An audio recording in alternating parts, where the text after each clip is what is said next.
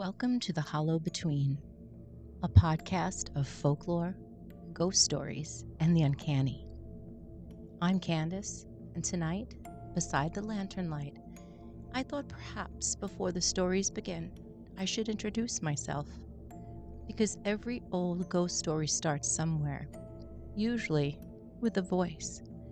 A grandmother beside a fire, a friend whispering during a sleepover, someone leaning closer at the exact right moment and saying, "Have I ever told you what happened there?" I have loved stories for as long as I can remember.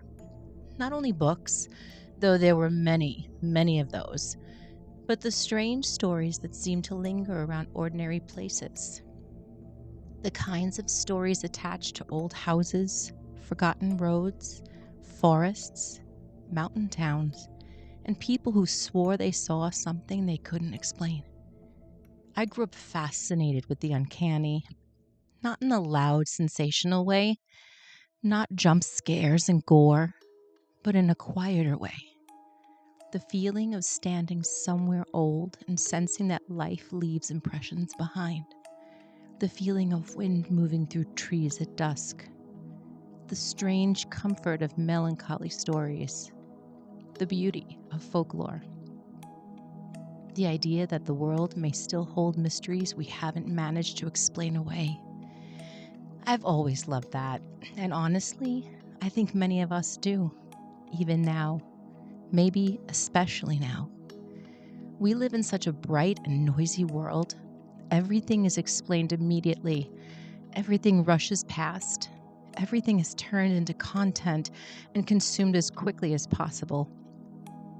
But folklore, it asks us to slow down. Ghost stories, they ask us to listen.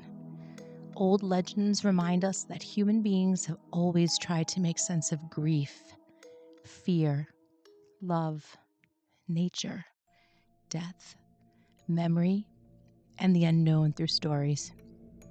And those stories, they endure because somewhere deep down, they still speak to us. That's what this podcast is for.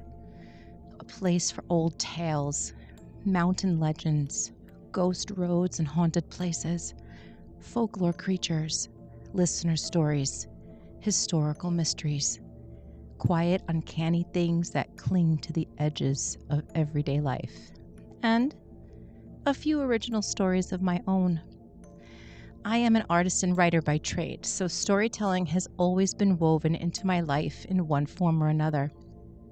I love old books, rainy afternoons, folklore collections, candlelight, strange histories, autumn leaves, antique shops, forests, Victorian ghost stories, and the kinds of places that feel slightly untouched by time.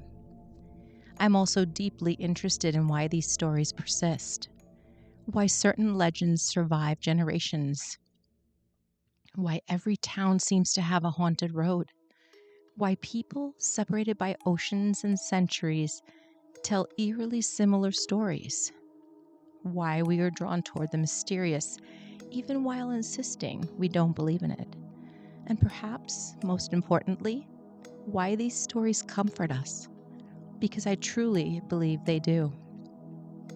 There's something profoundly human about gathering together and saying, "Tell me a story about the darkness," so I feel less alone in it. I think that's what folklore has always done, and maybe that's what we're doing here too.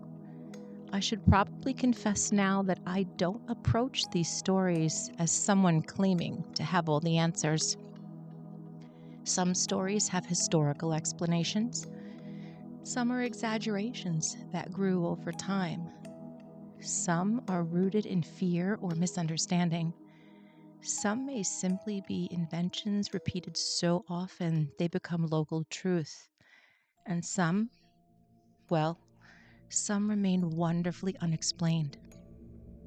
Personally, I think the uncertainty is part of the magic.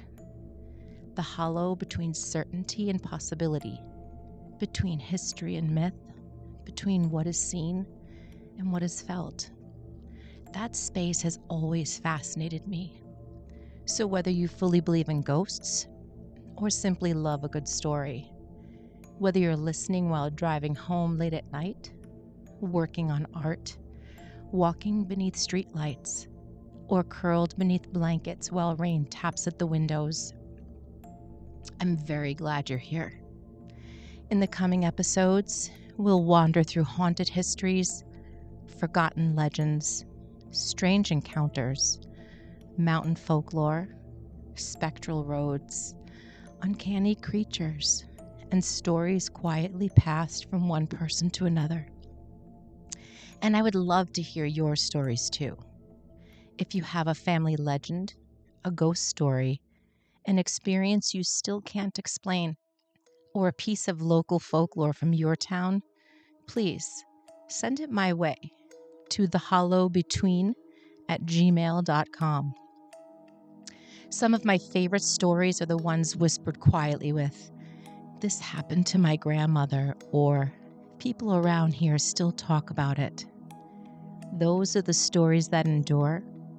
Those are the stories worth keeping. Thank you for being here for the beginning of this strange little journey. And until next time, keep the lantern lit and mind the hollow between.